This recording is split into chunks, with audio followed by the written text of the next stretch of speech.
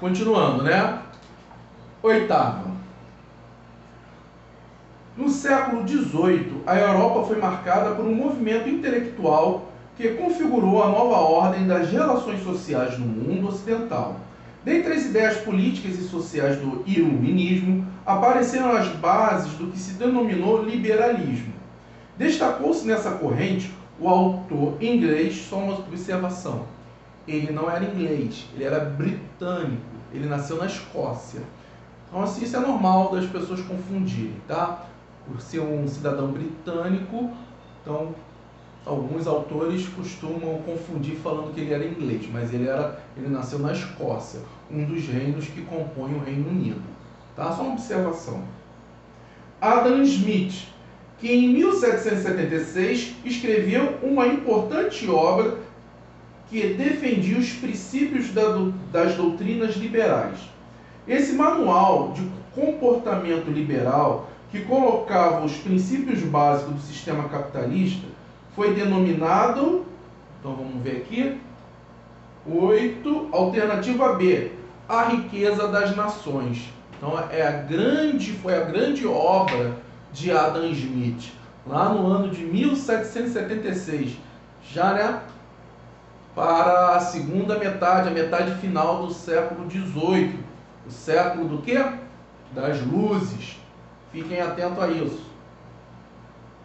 9. Qual das alternativas a seguir apresenta apenas características associadas ao liberalismo? Vamos ver aqui. 9, letra E. Propriedade privada, ok. Livre comércio, ok. Igualdade perante a lei, tá certo. Participação perante a lei e mínima participação do Estado na economia. Exatamente isso. Então, alternativa E. E de escola. 10ª. O pensamento fisiocrata na França pretendia, letra A, concessão plena de liberdade para o exercício da atividade econômica, resumida na expressão laissez-faire. O francês está mais ou menos, né? Semana passada acho que eu treinei mais. Ou livre fazer, né? Livre empreender, fabricar, comercializar, vender. Tá bom? Então, letra A. 11ª. Vamos lá. Os pensadores do liberalismo econômico, como Adam Smith, Malthus e outros, defendiam, letra D de dado, liberdade para as atividades econômicas. É bem simples. A ideia central dessa correção, como foi a da aula, é essa vontade de liberdade econômica que esses caras desejavam. Eles não queriam o Estado controlando, regulando preços, salários, impostos. Então eles queriam liberdade. Eles achavam que a oferta e a procura de determinado produto iria regular o seu valor, o seu preço. Então o que eles mais desejavam, empregavam, era essa liberdade. Uma das ideias básicas do iluminismo, né? A liberdade de pensamento. Lembra lá do desenhozinho que eu fiz aqui? Bonequinho, carequinha, que estava aqui no cantinho, carequinha, né? Parece até que eu me representei, né? Uma lâmpada na cabeça e umas asas próximas, né? A liberdade de pensamento, o pensamento por meio da razão. Então é isso que eles queriam, é isso que eles prezavam. Liberdade. Vamos lá para a 12ª. Observamos que as leis naturais de Newton influenciaram os teóricos do liberalismo, uma vez que esses adaptaram essa metodologia. Sendo assim, explique o que é a lei da oferta e da procura. Então nós vimos lá na primeira, né? Na segunda, na verdade, que as ideias de Isaac Newton, né? com as leis naturais, né, principalmente da gravidade, vai influenciar, que na economia também era regida por leis naturais. Então, o que é essa lei da oferta e da procura? Vamos lá. Excesso de oferta de um produto acarretaria na redução do seu valor, e o excesso na procura do mesmo resultaria na sua valorização.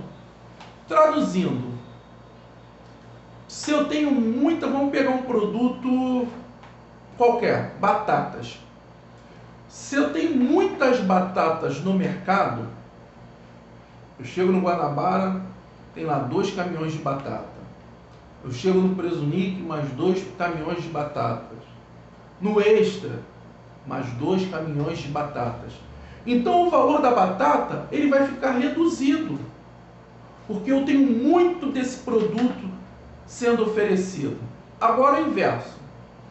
Lá numa região onde se planta batatas, ocorreu uma grande enchente. Ao invés de chegarem os 2 caminhões de batatas para o Guanabara, o Presunic, o Extra e por assim por diante, todos eles receberam apenas uma Kombi. Lembra? Eu falei que existiam cada mercado com 2 caminhões lotados. Então agora cada mercado recebeu apenas uma Kombi de batatas. E uma quantidade grande de pessoas querendo comprar batatas. O que vai acontecer? Esse produto ele vai se tornar escasso, a procura está grande, então se eu tenho um produto escasso, o valor dele cresce. É assim, a lei da oferta e da procura. E aí vamos lá, uma dica de consumo, né? Consumo consciente. Fui comprar alho, e aí o quilo do alho, eu me deparei com um quilo de alho a R$28.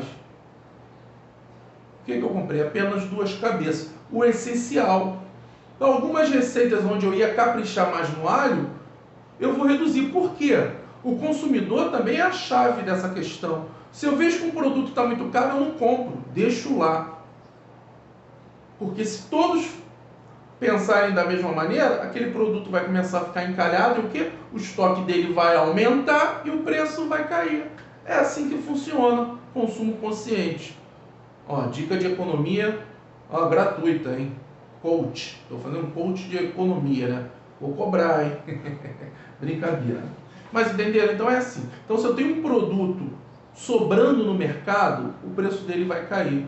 Então nós vamos ver um pouco mais à frente, vocês estão no 8º ano, a crise do café aqui no Brasil, né? Nós vamos ter o café como principal produto da nossa economia, e o governo comprava sacas e mais sacas de café dos nossos produtores, porque os produtores estavam produzindo, né? E aí como que o governo fazia para manter esse preço alto?